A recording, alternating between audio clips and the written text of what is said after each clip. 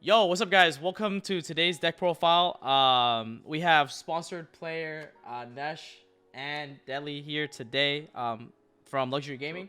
I'm here with the squad, and we're gonna be going over the Fiber Swordsoul deck that we cooked up, and it was the same deck that Deadly got top 16 with at YCS Pasadena Remote. Unfortunately, he lost in top 16 to just basically bricking in Game 3. But we're gonna be sharing you know, the theory, the deck building, and a lot of the ideas that went behind building this deck, and why we think it was the best deck of the format. I played this exact same list with some modifications that I'll talk about at YCS Utrecht, but unfortunately I got FTK'd by my own bed. So I went 7-1 day 1 only to get game losses, match losses day 2.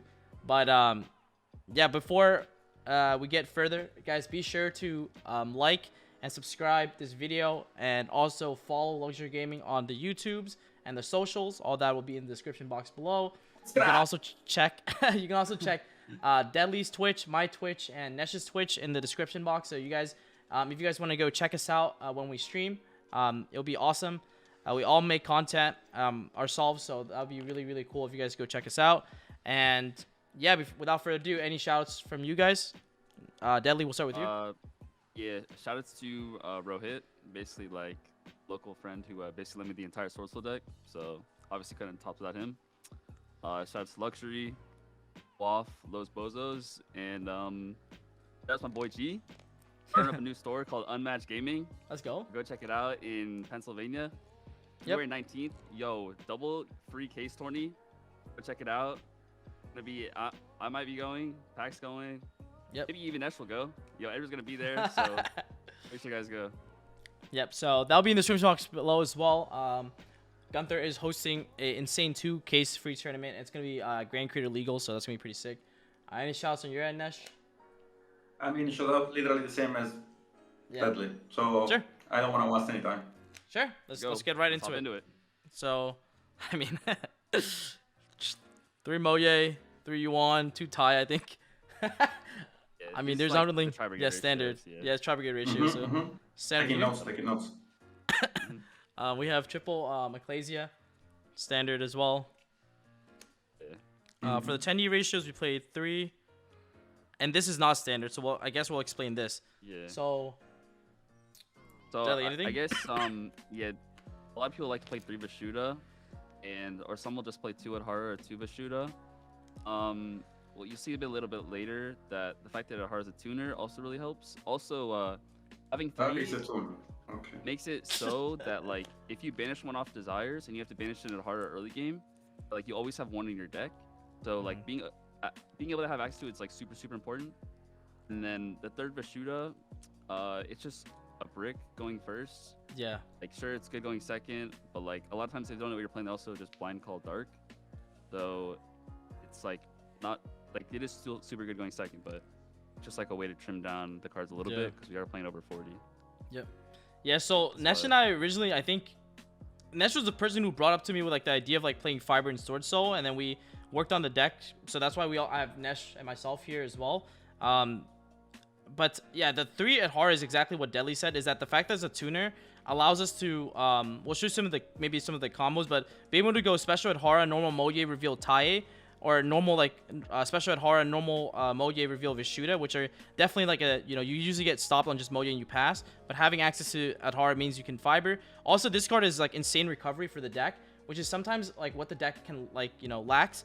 Like Adhara being a recovery card is also insane. And the fact that it's a level 1 tuner also allows you to make plays underneath Token Collector, like being able to go for Yazi as well. So triple Adhara is definitely needed.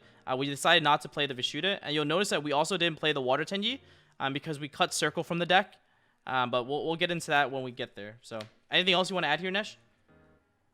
I mean, you said already everything, bro. I don't even know why I'm here. Like you're talking for everyone. No, yeah, but no. I'm just taking notes. I'm just taking notes. Yeah, the 10-year ratio also kind of follows up with the Fiber package. So as we explain that more, the ratios will make more sense. Yep. Okay. Okay. 1 Protoss and then the Despot. So I think this makes sense, but we can talk about why we only play Despot but no other brick, right? A lot of people play Cult Wing, I guess. So yeah, I think N3Sh started when Ben K played played 001, Bowling, and the Resonator. That also fucking fun. Yeah, he went 1-5 with the CCS. So we were like, okay, it's just probably ass, right? Everyone just kind of writes it off. But I think N3Sh brought up the idea or something like that with Ben K. I was like, oh, what if we just play 001? And it's like we don't have to play as many bricks, and we can still like have access to fiber in the extra deck. So it's just like another layer. The big question people ask is, oh, well, like, what does it add on to your end board? Yep. But it doesn't really. It's not really mainly about that. It's mainly just how resilient it makes your deck. Yep. Like through hand traps and through interruptions, it's just another layer. You only have to commit 1 Garnet. So like, yeah, that's the big like beneficiary of it. Yeah, exactly. It's 1 Garnet, but it's also like it's like a Garnet that's not even bad to draw, because there are hands where we like special like a Shuna or Vishuda and normal Despot to make like Yugioh.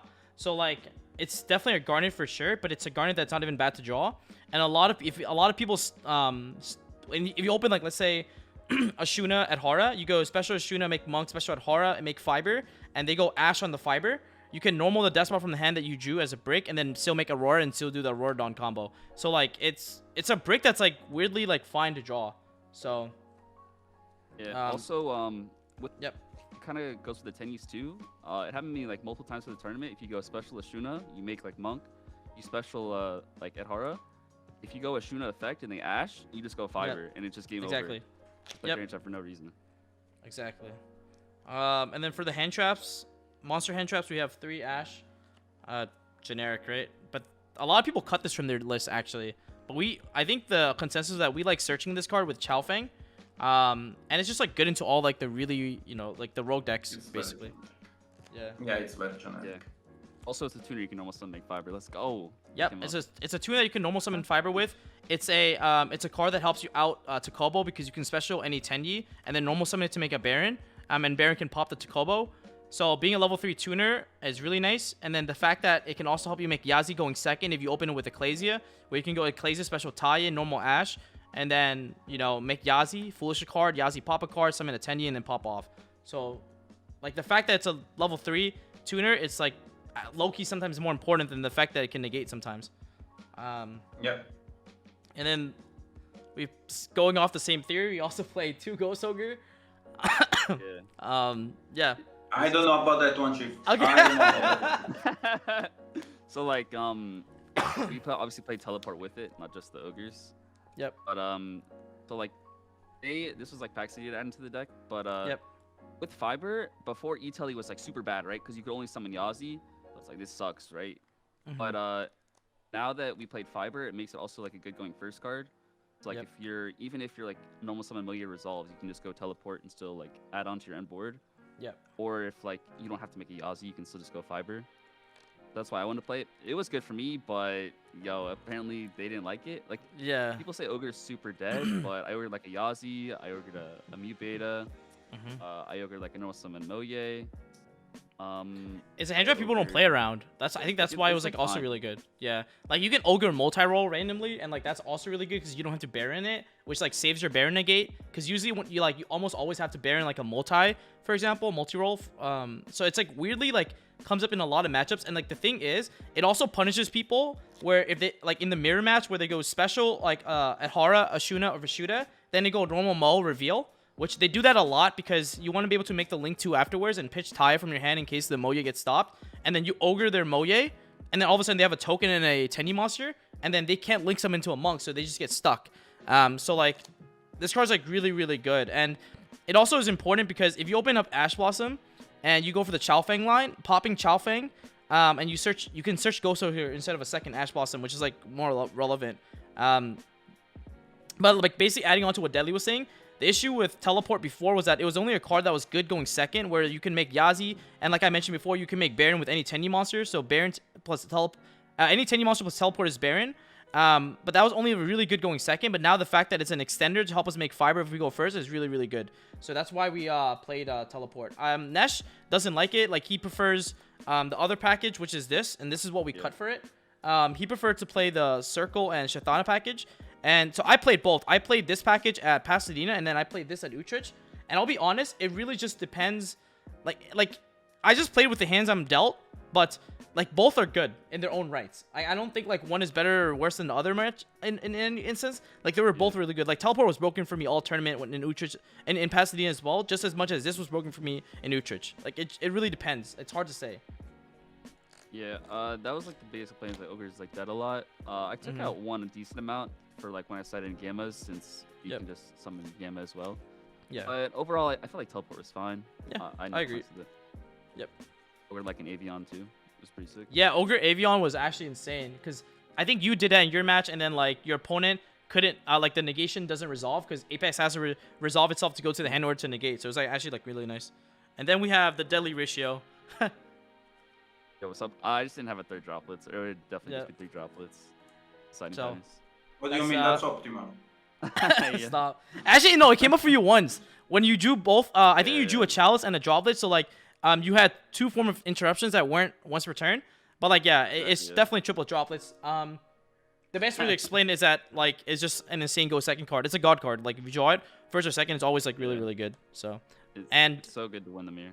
Yeah, and the other thing was like we had to play either chalice or droplet either in the main or side because we needed outs to token collector. Oh, and going off of that, teleport was also an outs to token collector. Because it's good to like mention that as well. But basically it's the fact that like when you get, if you go normal summon Moye and they collector you can activate teleport, summon Ogre, make Yazi, draw a card, and Yazi pop the collector, summon Taya, and then full combo through a collector. So this is why also teleport was also really good. But going off the same theory is like we had to play for a forbidden card, like forbidden chalice or droplets, either in the main or side because we needed more outs to the collector because we knew that a lot of people were gonna be prepared for Swordsoul, so we needed more outs to the collector. That's pretty much it. Yeah, exactly. So there's that. Let me just put them up a little bit. Okay. And then we have triple vessel. Not much to say. It gives you a tuner, so you can make this card by itself. Is like a Shuna vessel is like a crazy fiber combo that looks at your opponent's hand and stuff like that. It's crazy. Yeah, you like get a Omega their hand, and then you just get a like. That's another reason why Firex is super good, is since it always guarantees a way for a win to be on board, so you don't have to pop Baron. So like, it's just super good against the bird matchup. Yep. You can always protest for wins. Yeah. We'll explain that when we show the combo. Where like the reason why we think that this was the best version of the deck because no other version of Swordsoul decks, I mean, can utilize Protoss as well as this version of the deck. And what I mean by that is that like we use Omega game 1 to check where our opponent is playing and call an attribute with Protoss depending on what we see gets ripped. Against Alistair, we can hit the light. We can do light. Against where we hit wind. And like that was the issue where we saw where like a lot of people were saying like they were doing deck profiles with Swordsoul and they were like, yo, like Protoss have been cheeks for me, like this card's not that good, all this stuff, blah blah blah. And then we're like, it's because you're not playing the fiber package, where the fiber package allows you to check what they're playing, and Protoss is always live because you have a full graveyard afterwards. Vessel is like really crazy because it searches a tuner, which allows you to make fiber. So I mean, after that, I wanted to go deep over the fact I didn't like more circle than Italy. To be honest. Because this also kind of goes to why we didn't play circle in the first list. Yep. Why did you want to play circle? Yeah, Nesh. Why did you want to play circle? First of all, let me check for my audio. Is my audio right before I start talking because I don't want it to be stuck. It's perfect. Yeah. Okay, so by not playing circle, you give your deck some loose conditions. It's like a necessary evil, you know? Like why you play droplet over chalice, even if chalice is better in the deck, because the deck cannot really afford so many discard folders. The thing is, circle plays around Mystic Mine. Circle plays around Ogre, because if you notice the deck deadly with the Ogre in the main deck, if they Ogre your normal summon, you don't really have an out. Your token is gonna stick on the board. And since Jesse Cotton and all the luxury team was playing Ogre in the main deck, I have highly suggested them to not play teleport but play circle and Shetana to have an out to Ogre on the normal summon, because it was a very strong loose condition. And I was actually scared for people doing that. And there is also another thing, circle plays around the droplet in your opponent's turn, because you can also set up like 3 different monsters, 3 different negations or interruptions, and your opponent has to droplet for 1 or droplet for 2. Yep. So when Nesh, like when we were theorying in the Discord, like I counter argument like Nesh's theory with like, okay, like I think if you get Mystic Mine, yeah, you don't have Heavenly Circle as an out, But the issue is, if you just make Shaman and set 4 back row, and like when they Mystic Mine you, your opponent will definitely have to commit a play. Like you can definitely bluff Circle even if you don't have it in the main deck because everyone thinks we're on the deck. That's why I think, like, in my opinion, we didn't need to play this as a Mystic Mine out because like everyone thinks we're on it, and we abuse that information and that understanding to bluff it. And when you go Shaman pass with 4 sets, your opponent will 100% almost always commit their play. But however, N3Sh brought up the point of like, okay, what if you play against a bozo who like can make the read that like you probably have a Heavenly Circle set, and that's why you're gonna see that we played 1 IO instead. Yeah. But it was like concession. We had to like concede that if we don't play Circle, we need like at least 1 mine out. So that's why we played Order. Also, that card won me a couple of games. Also, Circle and Baxia is like bow, you know, like slap that bit. Okay, you know. Exactly. So triple. I mean, Pot agreed. Every time you draw this, you like have a higher chance of winning. Yep. Imperm. So we can explain this hand trap because I see people play like other cards like Valor and stuff like that too. Like they play Valor, Imperm, all that good stuff. But we can explain why it's just impermanence, right? Like because it's the best hand trap. That it's the only hand trap by itself that can actually make the bird board breakable. That's basically the main reason. Yeah, it's just good against birds. I don't think it's like too crazy, to be honest. It's just good versus birds. It's good to draw as a 6th. Yep. I think it's pretty standard. But it's also because we play Omega in our extra deck. So like the reason why Imperm is better than like Valor or anything like that is because like if they Maximus us and set up a window with like the Schism, we can use Omega to like put back their app clone or whatever, and then they would chain Schism, right? And then you can have Imperm be live to stop the window, which is something that like Valor cannot do. And this is why Imperm was really good, because we play Omega in our extra deck, and Omega being able to force out a window early to on an empty board to allow us the impermanence is really, really powerful. Okay. Yeah. And then 1/1. Right. Yeah. Mine out. Just an out to mine. Yeah. Yep. Only 1 blackout. It's fine. Yeah. It's 45 cards, which we really wish you could have trimmed down. But there's just so many good cards. I don't know. Yeah. I didn't have a consistency issue. I thought it was super good. Yep. So before, just so you guys have an understanding of like how the deck list evolved, before we weren't playing the Despot package, and we didn't play the IO. We played the second Blackout, and then we played the third.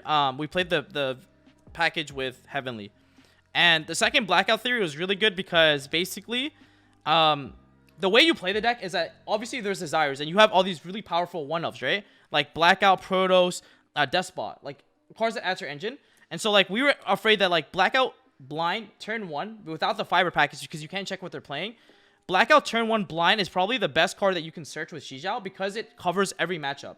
And in matchups that you're not really sure in, Blackout is having Blackout at 2, being less likely to banish off desires is really important because it's like single-handedly one of the best cards generically like into blind matchups. That's why like we decided to play the 2 Blackout, but obviously for this we didn't want to go over the 45, so we just played 45. And for people wondering about like consistency issues, the thing is the deck is very consistent. Like there's a lot of multiple ways to like combo. So like we didn't really worry about too much about consistency issues, and we ran the math on like reducing our starters and like adding more non-engine cards like impermanence or like droplets, and like it was like if I did the math correctly, it was like a 2% drop in consistency of opening like playable hands, but you had a 10% boost in drawing 2 non-engine cards going second.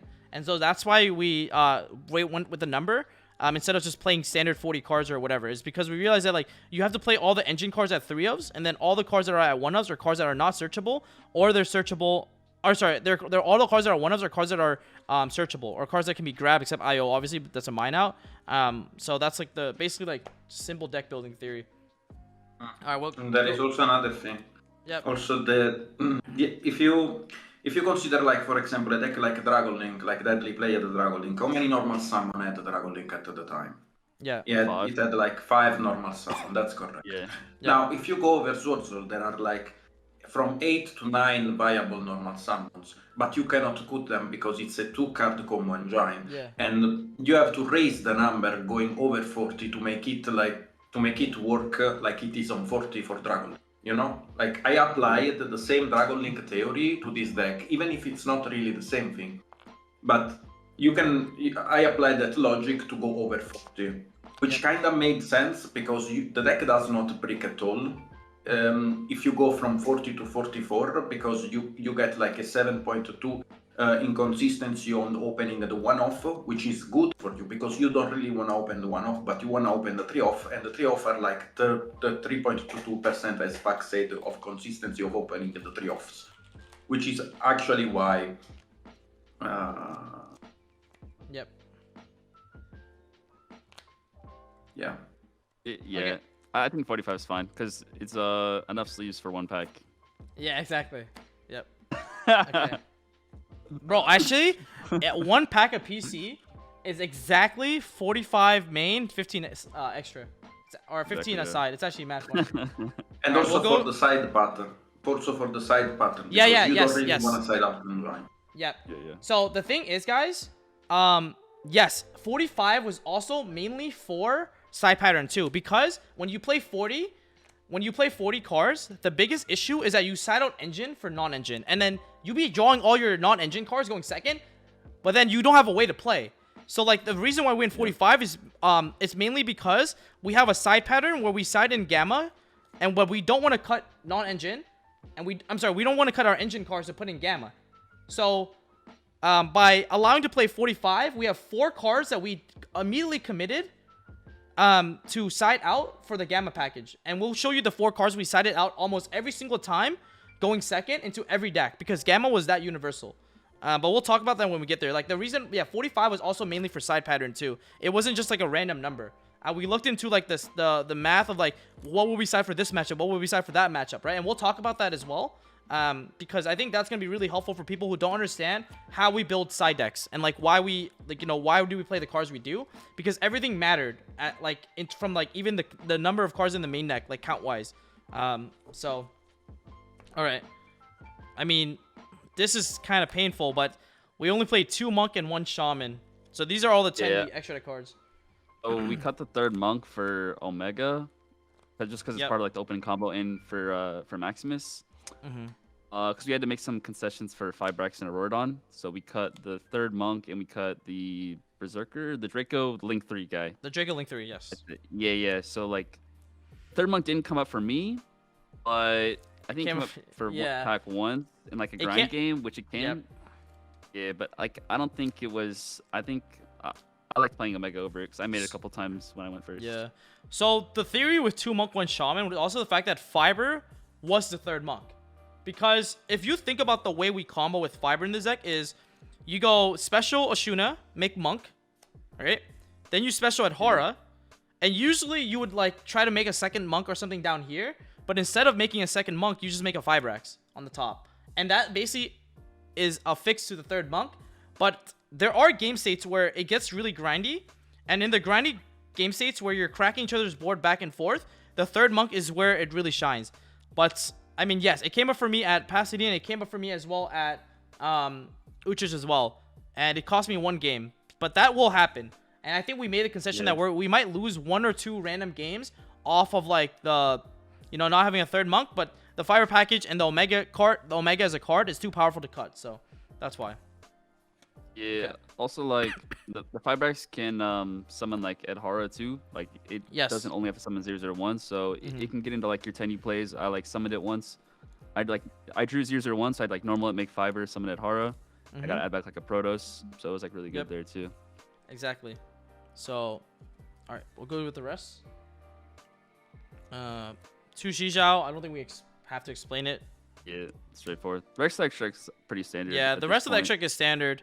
Yeah, these are all the Yang Zings. Same. Back to, Excuse me, same. Baron Changyi. Yeah. Aurora, Fiber, and then Omega. These are the flex spots. We have 3 flex spots. So these are the flex spots that we decided. There's 3 flex spots. So it was the Draco Master, Link 3 Tenyi, the 3rd monk, and then we had 1 more flex spot that people played Ruddy Rose in. So we decided to play Omega, Fiber, and Aurora instead. And this was like the reason why the Fire package was so good was one brick in the main, and then it only committed 2 extra deck slots.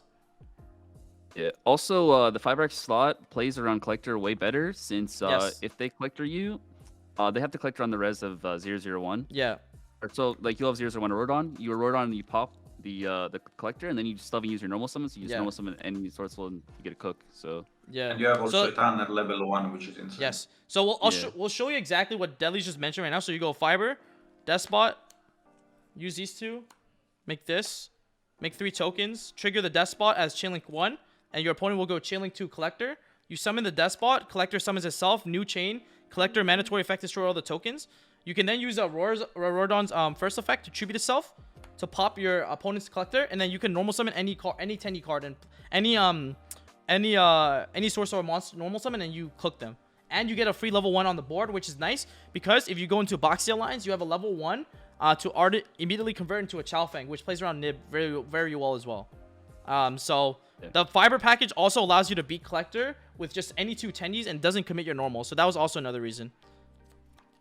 Yeah, it like baits in interruption before having to use Shishao when you have 2 10Es. So like in top 30, top 16, my Rodan got Gambit, and I was still able to like use my Shishao and like everything and like still like cook through like a hand trap. So which is just way better than if they just hold their hand trap for your Shishao and then like to play after it's like not as good. So the other thing that's really neat, the reason why Vessel is so broken is that sometimes you purposely play into Nib so that you can activate Vessel, search at Hara, special at Hara. You have a Nib token at Hara, you full combo them. They just wasted a free Nib.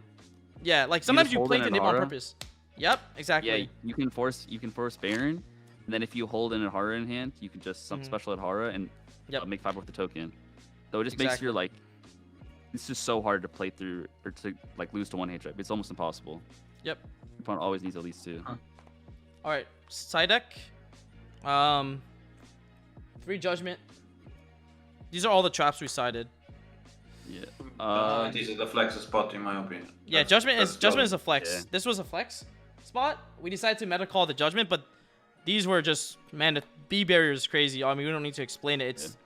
It's crazy. If you guys play Zoo format, you know how broken this card is. Reboot is because all the floods and Elich, right? And it's also like, did you ever side this in against like Bird? I never did, to be honest. Like I felt like if I open enough hand traps, they can't play. Yeah. Yeah, exactly. So we'll talk about the reason why we flex Judgment is basically because like when we go first, we wanted to have a card that was just universally good into like random rogue deck, and Barrier was good obviously into the meta, but Judgment was just crazy into all the rogue. I'm talking about like if you think about like, let's say PK is not rogue, but if you Judgment Charybdis, it's very hard for them to play after. Because you have to commit 2 level 3s, and then like they don't really have extenders that can summon 2 more 3s again. Also, Judgment was really good into like the Striker deck. For obvious reasons, Judgment and Ray is like really broken. So like it's just like really good card into like all the the decks that weren't like like the mirror match or anything like that. Because we don't think Judgment's that good in the mirror match, quite honestly. But it's still a good card. Yeah, it like cooks all the non-engine cards that beat you. But I really wish it was just like a hand trap over that slot. Yeah. Because I felt like I was underprepared versus birds. Since like you going down to 4,000, like a lot of times you can just die. So I wish it was like maybe like Droll or like I think Pac played Dark Ruler for Utrecht. Yeah, I played Dark Ruler. Like these should be another like. Might as well talk about it now. The only hand trap we sided was the Gamma package. So like we definitely wish like this was a hand trap slot. I tried Dark Ruler for Utrecht and it was fine for me. I never drew it until the side event. But this was, like we definitely wish these were 3 more hand traps for sure. That was way better. But yeah, and then I guess we might as well talk about Gamma. I mean, you guys didn't like Diddy Crow. I thought Diddy Crow was very good, and you didn't like it. Diddy Crow was also hard. Yeah. I think it was either Droll or Dark Ruler. I like Droll, but Dark Ruler is fine too. Yeah. I don't like Droll because they still combo and they still put interruption. It's not like it does something. At least Dark Ruler gives you a chance if they don't set up the Oath combo. Yep. Yeah, but like you just have that chance where they can just have Oath, so Dark Ruler's just dead anyways. I mean, you give it the chance also your opponent being us and not sending the Oath. Yeah. Yeah. Yeah. So yeah, Gamma was insane. Universally applicable hand trap into every deck in the game. Like it does, like you could be playing a rogue deck and Gamma cooks you. You know what I mean? But it was even crazier because Gamma was a card that can be summoned off of teleport. So we side out the ogres into matchups where ogre was bad in. and then we side out the Gamma package. So Ogre was a free side out, and you still keep teleport in, which is like so crazy. Yeah, because teleport just signs so much going second. Yep. Since like it's another like extender. Play 3 interruptions. Exactly. Yeah, I know complaints with Gamma. It was good. Yep. And then the back removal. Twin and then Duster. We didn't play Cosmic. Yeah. Yeah, I was kind of scared of like Takobo a lot, but I really only got like Takobo versus like Eldritch. Like all like the real decks since I played so many Swordsoul mirrors that I didn't really end up citing these cards in very much, but yeah, you just have to have them for Takobo and Schism as well. Yeah, exactly. That's exactly the logic. The only reason why it was Twin over Cosmic was because we noticed that when we were playing against like trap decks like Striker or like Eldritch, hitting one back row was never enough, because sometimes like if you Cosmic the Takobo, sometimes you can't even beat the Widow Anchor, right? So like being able to have access to like Twin, which is multiple, we thought was a lot better. And especially against like Invoked, if you can Twin Schism and a Punishment, like that's so much better than just hitting Schism. So that's the main reason why we played Twin Twister as well over like Cosmic Cyclone. We made the concession to like PK, because PK does have like, the Scythe combo, and like Cosmic is way better in the Scythe lock. But the thing was, PK was so like underrepresented every time we looked at all the data for like people who were playing what decks. So like from a meta call perspective, we were like, it's better to play Twin to out like the trap decks than play Cosmic for versatility into the PK matchup, because the PK matchup was like nowhere to be seen. I didn't play a single PK. Did you guys play a single PK? No, right? Yeah. Nah, I didn't. Also, Cosmic doesn't really out the Scythe anyways, so it just Cosmic's just better versus the Invoke deck. So exactly. That's why. So, and that's it. 15 card side, main and extra. And then I guess what we can also do is show you guys like some of the combo with like Fiber. So like we'll give you an example, a hand for an example. So let's say we how Ashuna plus Vessel, you show it how should be played without Fiber. Yeah, I want to show this. I think this is the best way to show. Yeah, that's the best one. This is really the creamiest because one. So like most people, when they open a hand like this, you just like the way you play this hand, right, is you go special. Like you can't really do much. You just go normal Moye in regular Swordsoul. But what we do is we go special Adhara, normal Moye. Your opponent imperms this, right? And then the question becomes like, okay, what can we do from here, right? So this is where we go for the Fiber line. I'll put my graveyard here. Go for Fiber. Fiber summon the bot, right? Do this into Aurora, make triple token. Bring back the bot. And then you're probably wondering like, okay, what do we do with like these cards, right? So consider the options. First, you can go 1-3-3-3-3 into a Baron. And actually, I won an unwinnable game 1 against Birds because I had this package. Because I was able to make Baron, which pop one of his monsters and use Aurora Tribute itself, which doesn't target to destroy his Simorgh. But yeah, so these are options. You can make Baron or Chen Ying, right? But then what we end up making is this. We make Yazi here. Sometimes you do make Baron, by the way. It just depends on your hand. We'll talk about that. I literally never did that. I literally never do that. But yeah, you only do that when you have Long Yawn Ashuna. When you have Long Yawn Ashuna, you hard make Baron. Yeah. And also, a lot of people have to nib you here because, like, if you do just Fiber combo, a lot of people have to nib you here because if not, it threatens Baron, right? So they have to just immediately nib you. Yeah. So you make Yazi here. Then you use the first effective Auroradon to tribute for cost to destroy a card on the field. And then you pop the Yazi and use Yazi's effect to trigger. And that summons you the Tai from the deck. So now you summon the Tai from the deck. And then you can use Tai's effect to banish a Moye. And then you make another token. Then you synchro both of these into Omega. This is a line that not a lot of people will even see. Because, like, it doesn't make... Like, why would you do this, right? Well, because Tai then triggers to send Ashuna. And then this is where we get to look at their hand. So this is through one imperm, and we're going to check what they're playing. So they already impermed us, and now we're going to use Omega to check what they're playing. The way you do the chain link is you go chain link one Tai because the trigger was met, and then you go Chain Link to Omega, so you know exactly what to send depending on what they play. So you go Omega Chain Link 2, you see what they're playing. I checked, and it's like, oh my god, my opponent's playing Bird Up. Okay, cool. Then you go Special Vishuda because you control only a Vanilla, and then you can activate a Shuna to summon a Adhara from the deck. And so, not only do I play through an extra hand trap, you also rip a card out of the hand and check what they're playing. Yeah, then you just gotta go like Shishao. Yep. You gotta add a Moya. You haven't even normal summoned yet. Yep. So you haven't even normaled. No, you have normaled. You add I think you add you add Emergence, and then you activate Emergence to grab Protos. Yeah. And then what's really crazy about this is that not only do you just grab Protos, it's also 100% guaranteed follow-up. What I mean by this is when you summon the Protos, you get to banish the Tai from your graveyard, the Despot, and the Fiber.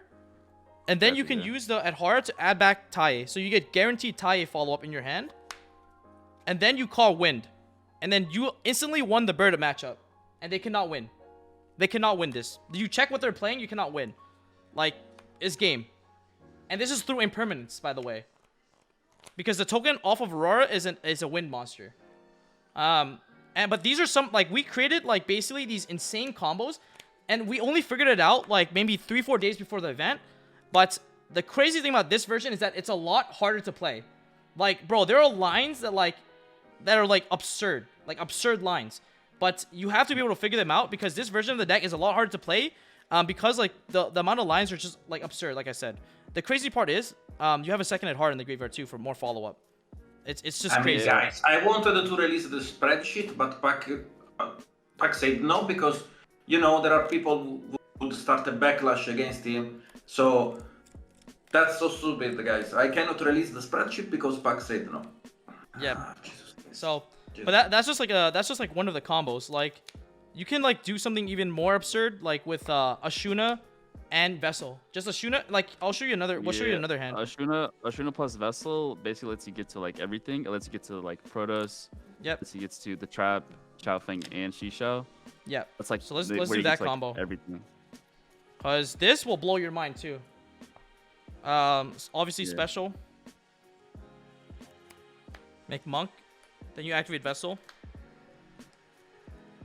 I'm confused. How did you make Omega? Tai plus a token. And we did not use the Shuna yet, guys, so we were not locked. Yeah. But this deck abuses Protos like nothing else. So yeah, we go activate Vessel. But the question is, what do you send off of like Vessel, right? Because that's the thing that people like are not doing correctly as well.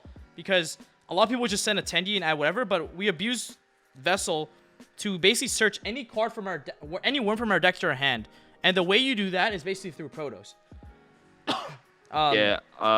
Yeah, you're right. Like I've been hearing people say like, "Oh, I wish I didn't even main Protos," and I'm like, "Bro, what are you talking about? Like, this card is literally crazy." And, like, I was Protosing people every single game.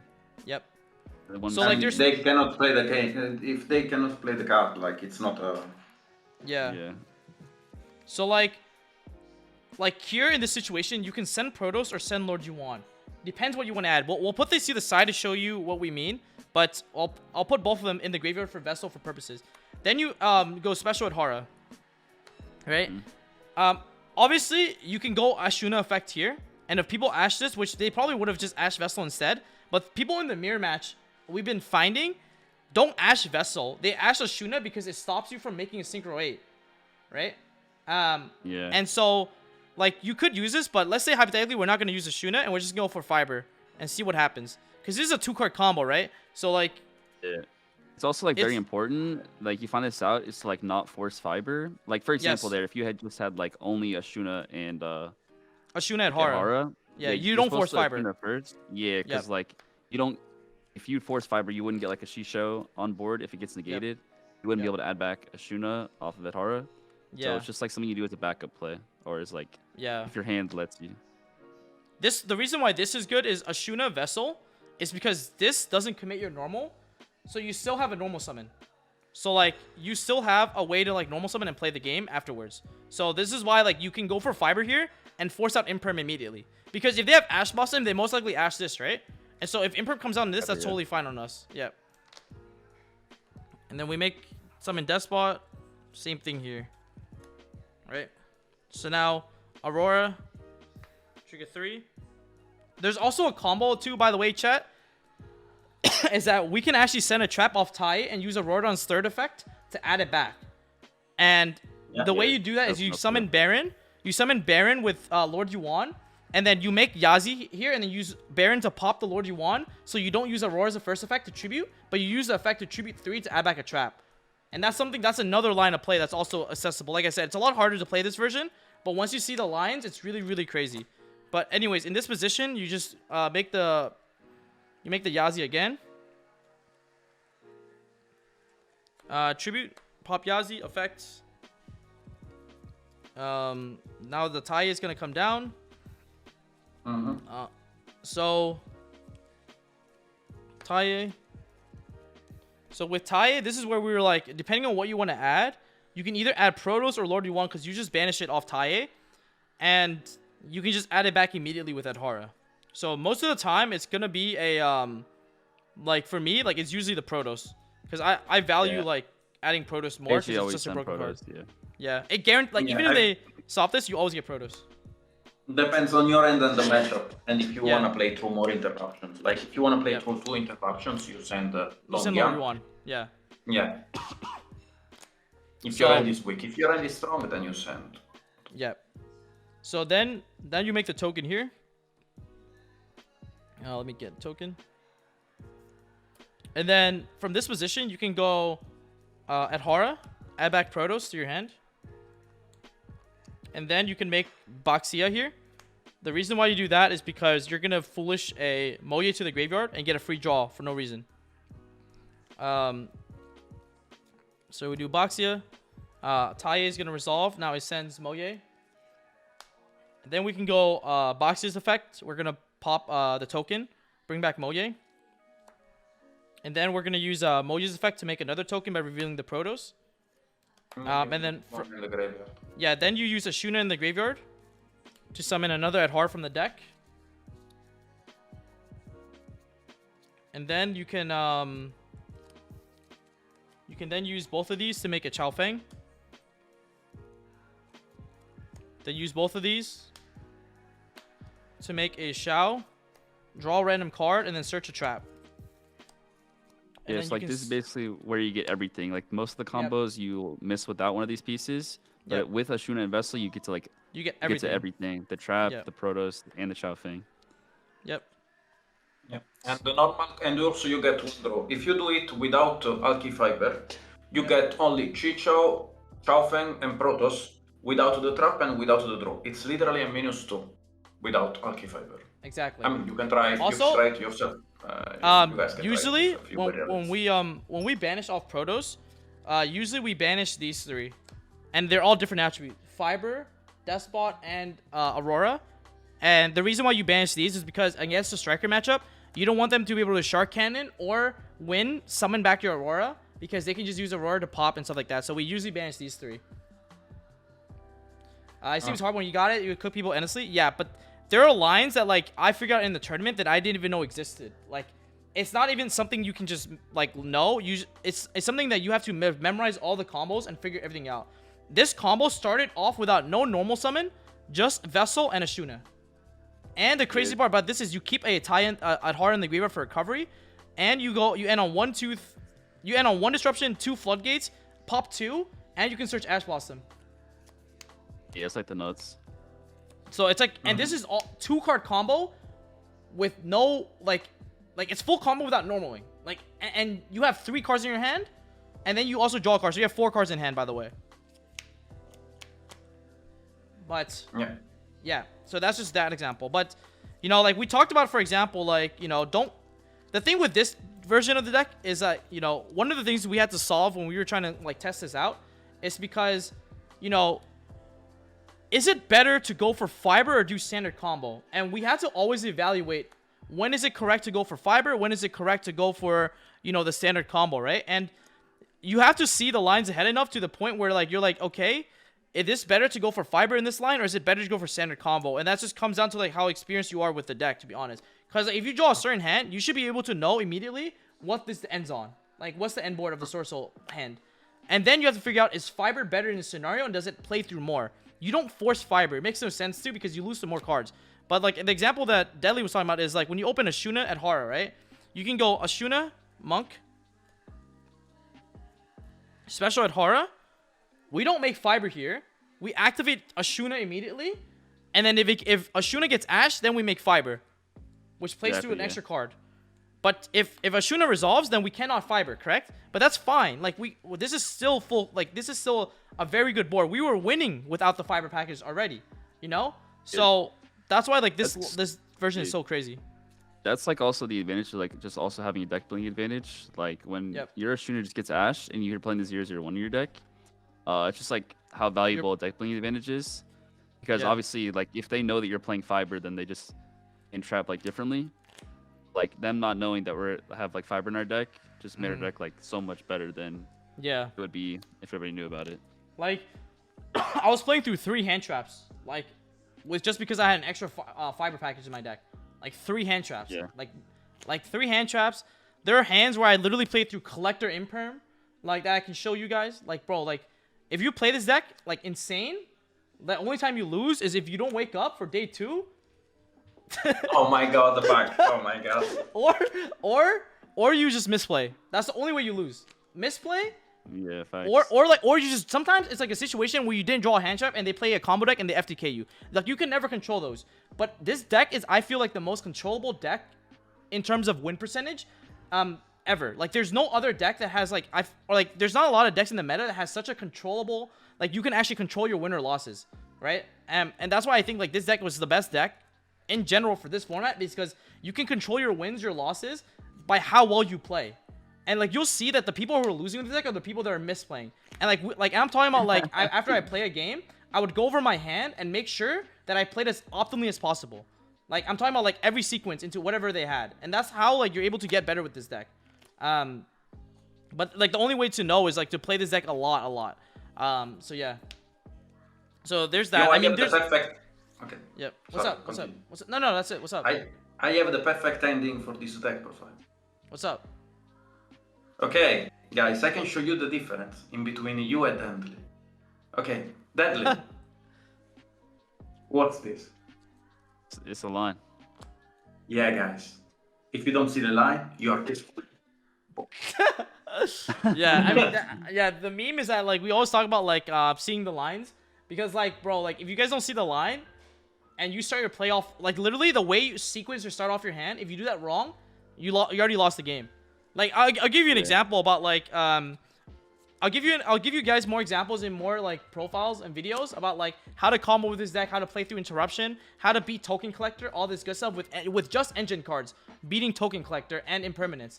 I didn't draw a single non-engine, no droplets, no teleport, nothing, just single like just engine cards, and how you sequence your hand to beat multiple interruptions. And I was able to do it in tournament today, right? So we'll do that. But anyways, guys, I hope you guys enjoyed the deck profile. It was a lot longer than normal deck profiles, but we wanted to go in depth as possible. There's a lot of stuff we also didn't get to cover, but we'll maybe do a part 2 or something if you guys really enjoyed this. So obviously, guys, like I said, don't forget to comment, like, and subscribe. Let me know your thoughts on like the profile below. And yeah, we'll see you guys in more profiles for sure. So I'll see you guys. Peace.